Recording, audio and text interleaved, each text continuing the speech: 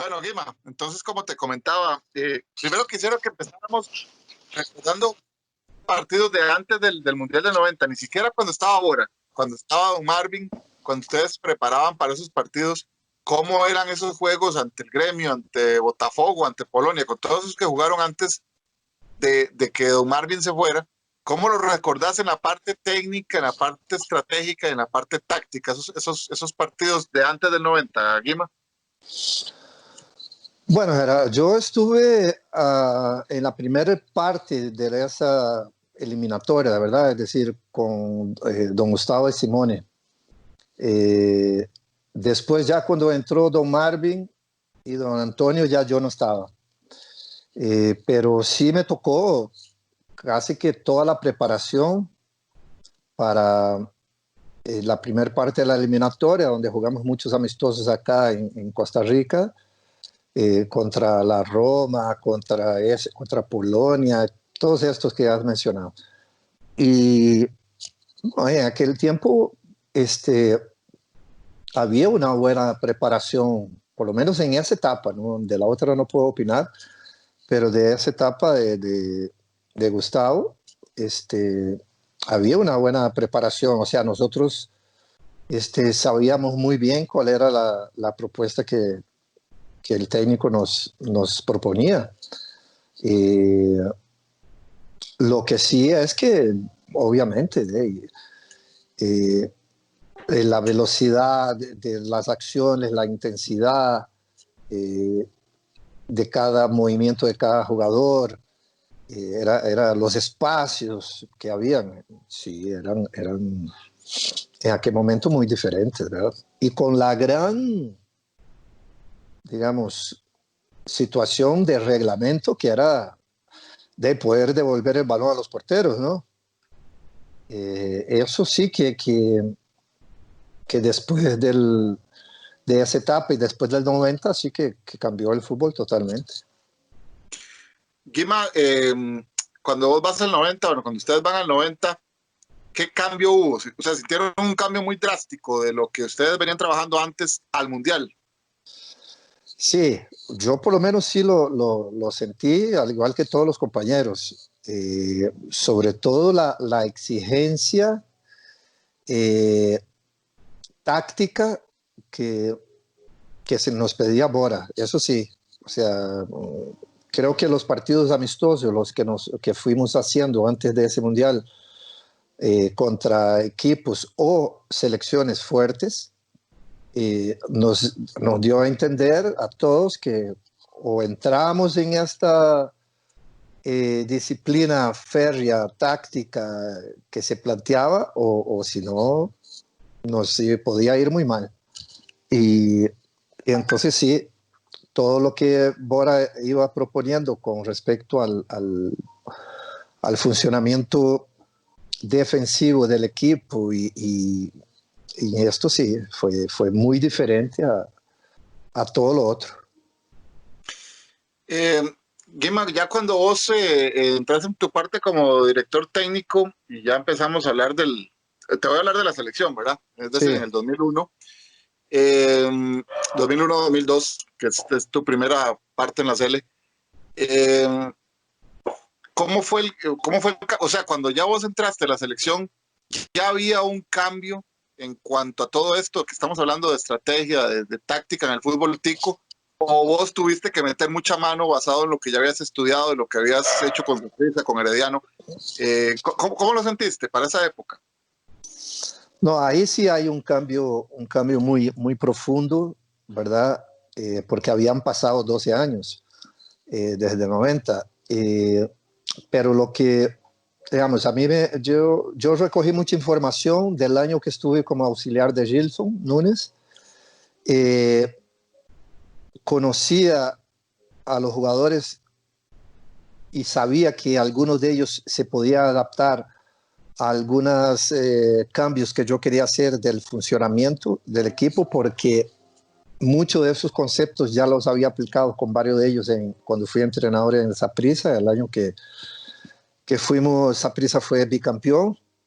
Y entonces sí, ahí sí que ya pasó a ser un modelo mucho más exigente, diría yo, en la comprensión de las tareas, ¿verdad? De cada jugador. Porque se cambió mucho el estilo y la intención de juego. Y entonces, claro, ahí sí que hubo un cambio muy grande, muy, muy grande. Vos dirías, Guima, que el fútbol, ¿cuánto ha cambiado el fútbol nuestro en estos 30 años? Un poquito más de 30 años, de esa época que te digo, 89, 90 para acá. ¿Cuánto hemos cambiado en todo? En técnica, en psicología, en lo físico, en lo técnico.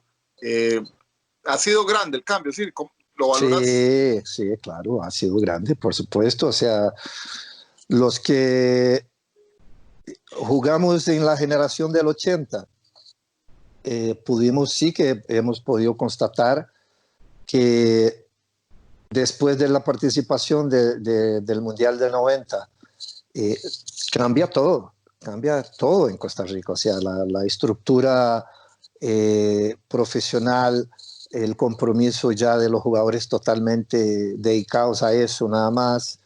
El estudio de varios entrenadores, preparadores físicos que fueron también incorporando toda esta renovación y sobre todo el roce internacional que Costa Rica empieza a tener y más aún ese roce internacional después del año 2002. Después del año 2002, después de la participación en Corea y Japón, Costa Rica empieza a tener una participación internacional importantísima y eso va haciendo que el fútbol nuestro cambie. Los jugadores también cambien. Es decir, hay el Mundial del 2002, hay el Mundial de Clubes de Saprissa, viene el Mundial de 2006, y entonces empiezan a salir mucho más jugadores a nivel interno. También empieza a seguir perfeccionándose un poco ese profesionalismo. Yo creo que no hay ninguna duda que, digamos, hay dos momentos. El momento del 90 hasta el 2002 y del momento del 2002, yo diría hasta el actual. También dirías que hemos evolucionado. En qué cantidad del 2002 para acá? ¿Mucho? ¿Hemos estado ahí? ¿Se ha estancado? No, O sí? hemos tenido, o sea, la evolución pasa por varios frentes, ¿verdad? Del fútbol. Está la evolución de los jugadores, que a nivel de selección depende mucho de las generaciones, ¿verdad? Pero ha habido, pero cada generación en Costa Rica necesita 4 años de maduración. Eso ya lo tengo totalmente asumido siempre, ¿verdad? Si vemos, la del 2002 necesitó la eliminatoria del 98, la del 2014 necesitó la eliminatoria del 2010, y ahora la actual, que es la que se está renovando, pues viene después de 2 mundiales seguidos. Entonces, eso sí, por otro lado está la renovación un poco de la participación de los jugadores en selecciones menores, que sí en estos últimos años no hemos podido dar, digamos, la continuidad que sí tuvo la generación que yo dirigí y de la generación que fue al 2014. O sea, esas generaciones sí que pasaron por un porcentaje importante de esos jugadores pasaron por las eliminatorias y por mundiales sub-17 y sub-20. Eso es vital siempre ha sido vital para Costa Rica para la maduración de los jugadores en selección mayor. Después ya viene la otra parte también, que ya es la salida de técnicos y la preparación de los entrenadores y cuerpos técnicos, ¿verdad? En donde Costa Rica en este último tiempo ha ido sacando muchos técnicos, sobre todo al área de Centroamérica, pero han ido saliendo hacia Centroamérica y eso es un punto también, creo yo, digno de resaltar. Y después de eso ya está el aspecto médico, que también se ha ido, y preparadores físicos, que se han ido capacitando muy bien. Y después ya viene la parte política del fútbol, que son los dirigentes, ¿no? Que eso pues ya es una cuestión que es aquí y es en todo lado. O sea, no siempre hay cambios políticos que hacen que unas cosas aceleren o desaceleren más rápido. Guima, un par de cosas más para ir terminando y agradeciéndote mucho. Técnicamente, el jugador tico, en 30 años, ¿qué tanto ha cambiado? Te lo pregunto porque vos eras muy técnico, ¿verdad? Y esa época tuya, bueno, recuerda uno un montón de jugadores con una habilidad técnica impresionante. No sé si ahora, quizás ahora es una percepción, pero me parece que ahora el fútbol ha cambiado y no los tenemos tanto, pero en tu concepto, en 30 años, ¿el jugador tico ha perdido técnica o sigue estando ahí? Mira, yo creo que sigue estando ahí, sigo estando bien. Tanto es así que el apunte que hace los entrenadores de afuera hacia los futbolistas costarricenses no es tanto si tienen técnica o no, sino que son ya los otros ingredientes que hacen que el futbolista también pueda dar el salto al alto nivel, que es lo que te hablaba al puro comienzo, o sea, que es la intensidad de juego, la concentración de juego, como me decía el técnico Víctor Fernández, que fue el primer técnico que tuvo Celso allá en el Deportivo, es decir, la cultura, esa cultura de trabajo, de entrenamiento, ¿verdad? Eso sí que algunos han tenido problemas con eso, pero con respecto a la técnica en sí sola, no, todo el futbolista costarricense, en lo que yo he andado afuera, siempre es considerado que tiene buena técnica. Guimal, la última, y ahora que nombraste Celso, estuve escuchando el podcast que hiciste con Celso y bueno, te lo decía aquel día, ¿verdad? De que muy buena la conversación. ¿Van a seguirlo? ¿Cuál es la idea? ¿Que lo quieren manejar para que la gente lo escuche? ¿Cuál es la idea, Guima, con él?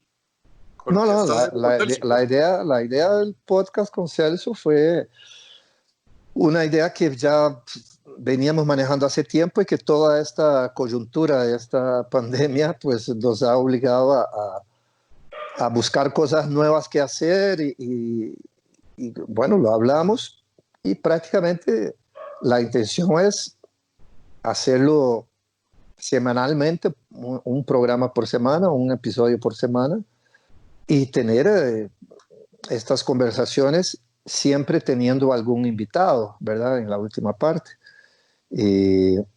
Pero creo que desde todos los puntos, ¿verdad?